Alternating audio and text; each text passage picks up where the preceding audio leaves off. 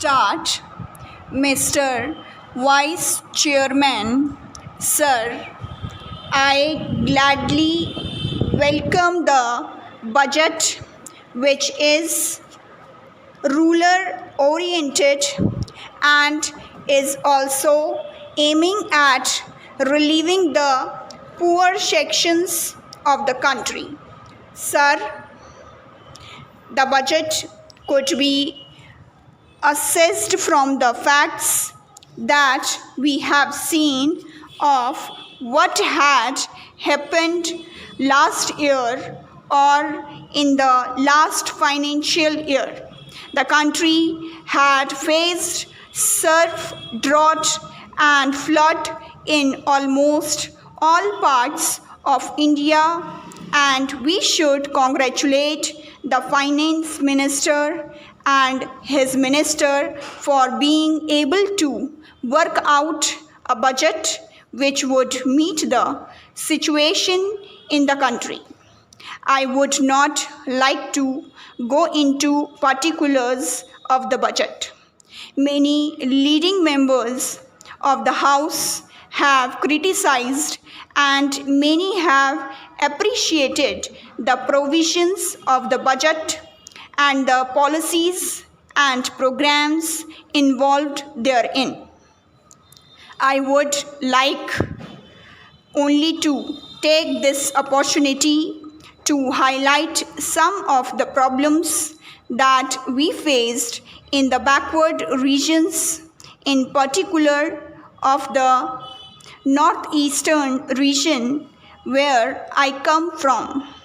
Even after 50 years of independence, we find that transport is still the main problem of the northeastern region. For instance, we have in the hill states problems even with regard to accommodation in trains. I have raised questions a number of times about the availability of seats for travelers from the hill states to different parts of the country.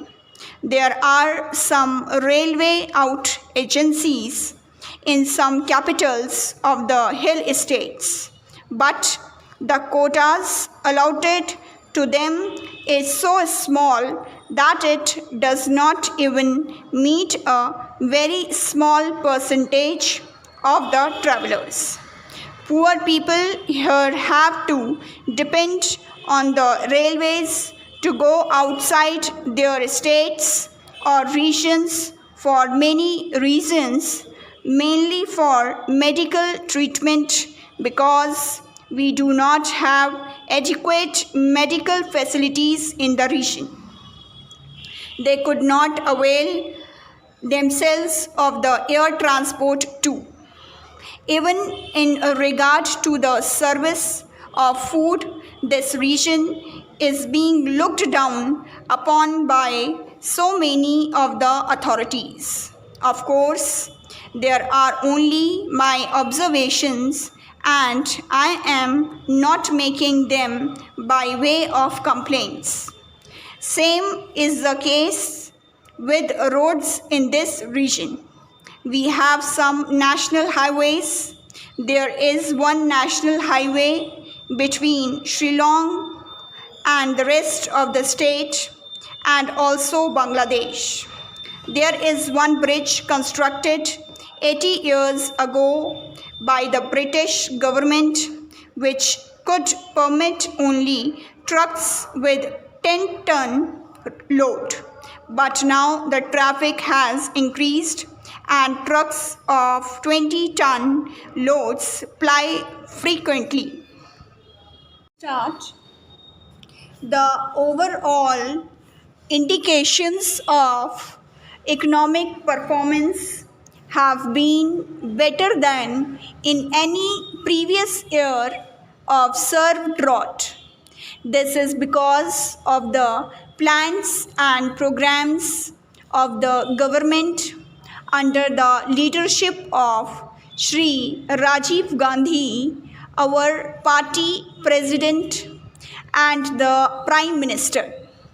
Honorable Finance Minister this time has viewed the grievance of all sectors of levies and tried to redress it up to maximum possible levels against all odds of the resource mobilization and non-planned expenditure, besides efforts of the opposition parties for destabilization of our government. I am happy for conceding to our request of extending transport subsidy to all hill areas for LPG cylinders by the Honorable Finance Minister. But I would request that this subsidy be made applicable for industrial production also in the hill areas as well, only for small scale sectors, because medium and large sectors get concession in bulk purchasing.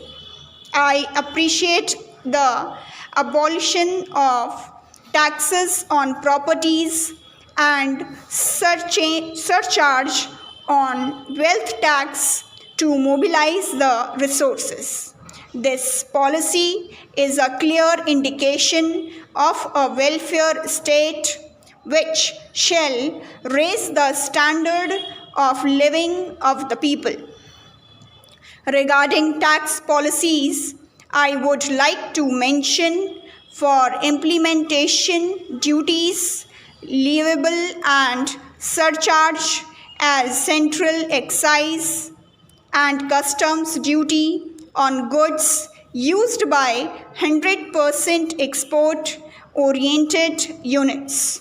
The goods of Indian origin used by these 100% export-oriented units may be exempted for surcharges, etc. However, surcharge of 5% on foreign goods used by export-oriented units may be levied, but full-time reimbursement of countervailing duty and surcharge on auxiliary duty may be exempted so that foreign capital in Indian industry is progressive to have healthy competition. Now, I would draw the attention of the Honorable Finance Minister to the problem faced by every Indian family because of social customs, that is presentation of gold jewelry at marriage ceremony. I would request the Finance Minister to allow relaxation of baggage rules, incorporating the free clearance of 1 tola of gold jewelry brought by the incoming Indian passengers only.